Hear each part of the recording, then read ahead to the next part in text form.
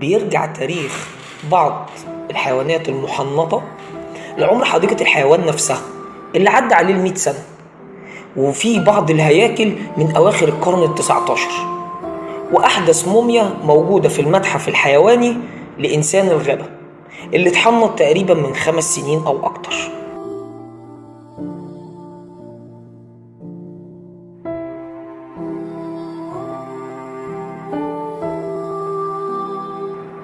المتحف بيضم 1352 طائر متحنط، 555 حيوان ثدي، 259 من الزواحف المحنطة، و115 من الجماجم، 49 راس حيوان، و35 هيكل عظمي.